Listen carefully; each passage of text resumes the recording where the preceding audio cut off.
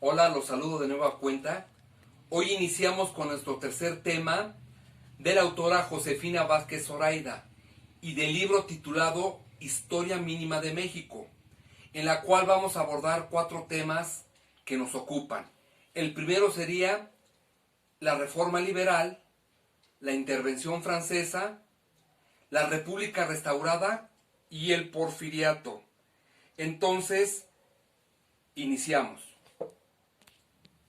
Desde México Independiente se configuraron 2 proyectos políticos nacionales de Estado y de nación. Por una parte, el grupo de los conservadores o centralistas, que se apoyaban en el clero, el ejército y la alta burguesía, cuyo ideólogo del conservadurismo mexicano fue el filósofo Lucas Alamán.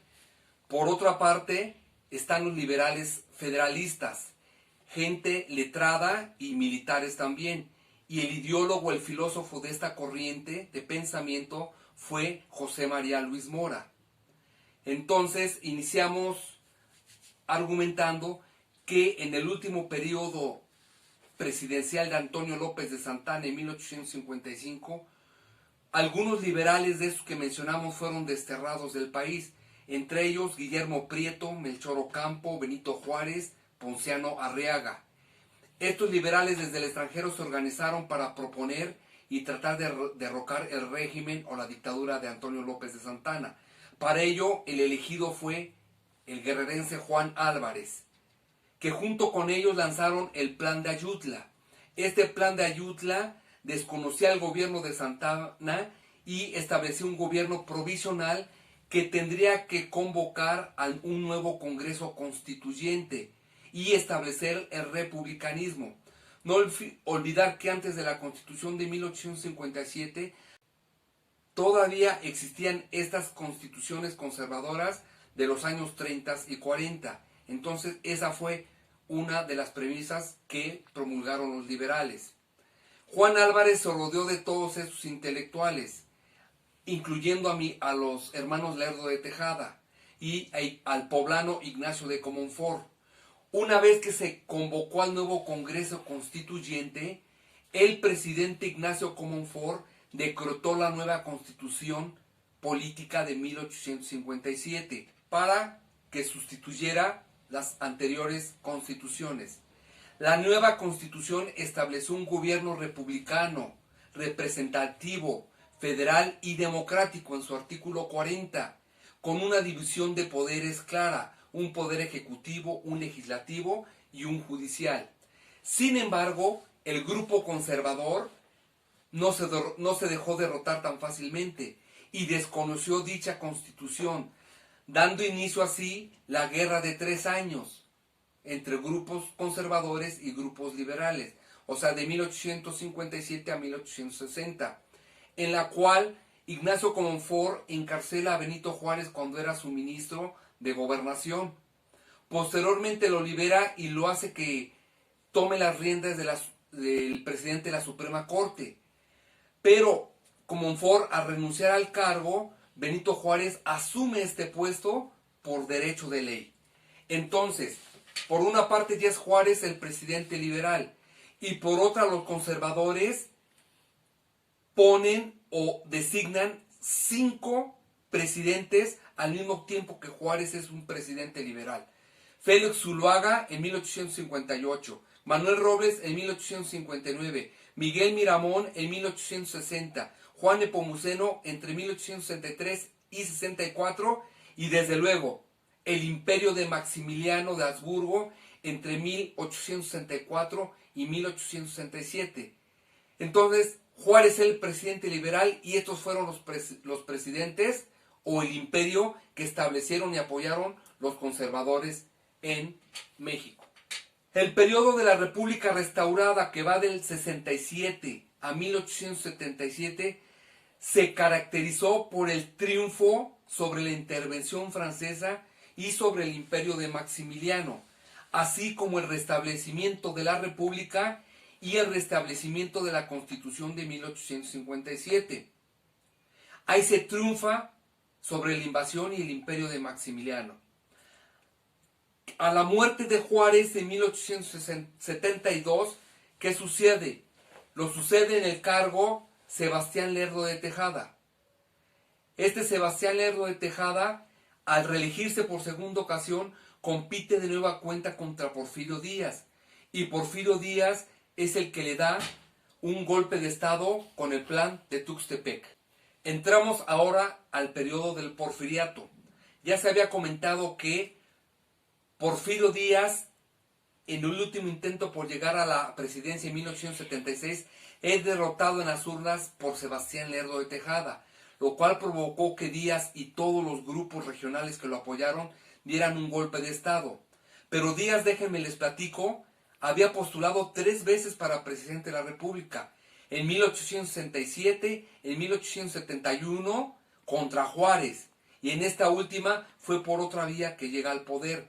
Entonces, hay que distinguir que uno fue Porfirio Díaz, el caudillo que luchó al lado de los liberales y de Juárez sobre la intervención francesa, y otro es Porfirio Díaz, el presidente y más tarde el dictador. Entonces, son 2 etapas muy distintas en la vida de este personaje. Bueno, Díaz se reelige 9 veces. Aun cuando llegó él con la promesa de la no reelección, lo único que hizo es dejar a su compadre Manuel González entre 1880 y 1884. Y luego reforma la Constitución para que la reelección de presidente sea indefinida. Así, Díaz asume el cargo de presidente, pero cuando éste lo asume, faltaba mucho para consolidar el Estado mexicano. Las instituciones que habían eran débiles, o unas incluso inexistentes, o únicamente existían en la Constitución, en la letra, pero no en la práctica. Imaginemos a México en esos años del Porfiriato, ¿no? Después de venir de una enconada lucha contra la intervención de las potencias extranjeras. Entonces, los retos que se propone Porfirio Díaz es unificar y cohesionar a las fuerzas regionales mediante la conciliación y la negociación. Pero cuando no se pudo recurrir a la conciliación, Díaz optó por la represión y la fuerza. Para legitimarse, Díaz coloca a la cabeza de los estados y del poder legislativo a hombres que le fueran leales en las gobernaturas, en las senadurías y en el Congreso de la Unión. Así, Díaz logra consolidar una pirámide de lealtades en torno a su persona.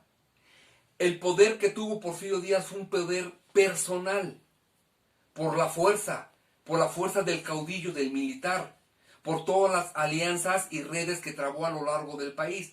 Pero no fue un poder institucional, fue un poder personal. Eso no hay que perderlo de vista. Díaz también restablece relaciones diplomáticas con todos aquellos países con los que Juárez y esos liberales de esos años habían roto, entre ellos, desde luego, Francia, Inglaterra, Alemania, Bélgica. Entonces, Díaz logra esa reconciliación a nivel internacional con esas potencias para empezar a vender o trasladar mercados mexicanos allá en esos países. Las elecciones en el Porfiriato fueron de carácter indirecto.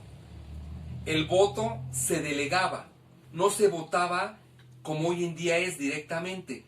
En una sección se delegaban electores primarios, secundarios, etcétera, para que votaran en la representación de tal. Entonces, las elecciones en el Porfiriato fueron un ritual electoral.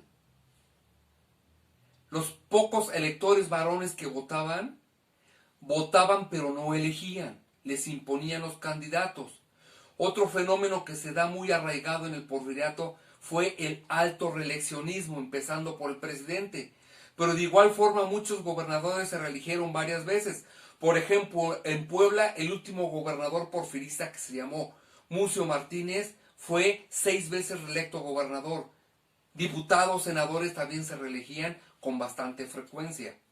Entonces, ya para la segunda etapa del Porfiriato, que dice la autora que es entre 1888 y 1908, al fin se logra consolidar un centralismo político personalista y autoritario en México, lo que se conoce como porfiriato o porfirismo.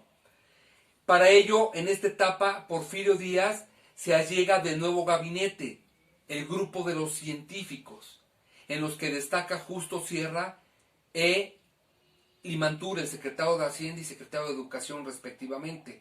Este grupo peleó la presidencia porque Díaz, con su avanzada edad, pues ya veían quién podía ser el posible sucesor. Entonces, esto hace una lucha interna entre porfiristas, por una parte entre los reyistas y por otra entre el grupo de los científicos. ¿Sí? Triunfan los científicos. Sin embargo, Díaz, en la entrevista que le da al reportero norteamericano Krillman, anuncia que México estaba ya listo para la democracia, que él ya dejaría la presidencia y dejaría que el pueblo escogiera por vez primera a su presidente. Pues desde luego esto causó una euforia electoral en el país, la cual la bandera de la oposición la retomó para sí Francisco I. Madero, como todos sabemos. Pero desde antes ya había surgido la oposición al régimen de Porfirio Díaz. ¿Con quién? Con el Partido Liberal Mexicano y los hermanos Flores Magón, y como sabemos en Puebla, también con los hermanos Cerdán. Entonces, en los últimos años del porfiriato, el régimen era un régimen caduco, desgastado, que no se supo adaptar a los nuevos tiempos que exigían todos estos movimientos que crearon un caldo de cultivo para el derrocamiento de Porfirio Díaz. Así que inicia la revolución y aquí nos quedamos. Hasta la próxima.